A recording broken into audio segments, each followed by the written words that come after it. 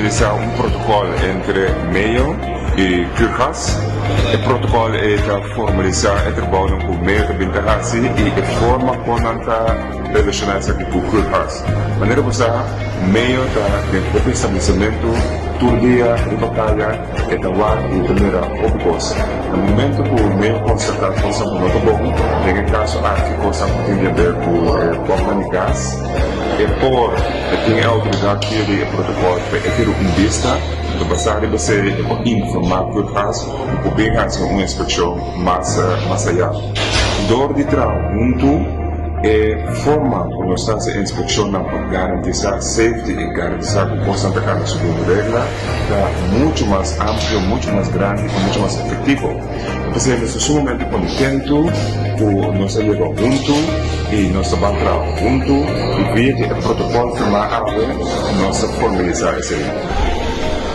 Después de casi un año, pues entrando junto con el team disciplinario de MEO, hemos firmado un acuerdo de cooperación entre gobiernos chilenos para formalizar el tratamiento junto entre el CUIRHAS y el team disciplinario. ¿Y qué es lo que pensará? Ahora el team disciplinario debe hacer control, el CUIRHAS también lo join y en el momento nos toca contra lo que para que el cliente no se toma acción y exactamente ayuda en parte de control y el manejo para cumplimiento correcto. Nós de meio, nós sumamente contentes por estar aqui. E digo isso, é mais, nós estamos ganhando steun in de rug, especialmente a tarde, o firmamento de overeenkomst, de acordo aqui. E como motivo que agora nós temos controle, obviamente nós constatar nascimento de negócio com o cilindro de gás.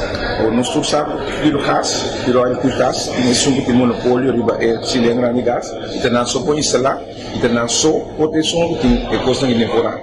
E agora nós constatamos que agora que por meio de overeenkomst de acordo aqui, nós temos full autoridade de parte de Curjas para nós atuar na norma. Começar que nós estamos coena, nós quitar e a Curjas vem coena, de maneira sempre, em prática está com nada bem e nada desmantelar e pôr ali na garagem na baia, pôr na armazém e de parte de agora que nós temos autorização para dizer e de mesmo cosco de nada na parte, agora nada vai instalar certo bomba de gás, certo lugar, certo underneming, não tem por feedback com nós, se acaso tem lugar por estar não conhecer, então não bisa nós check esse lugar que tem permite e consequentemente vai controlar isso aqui, riba legitimidade do lugar.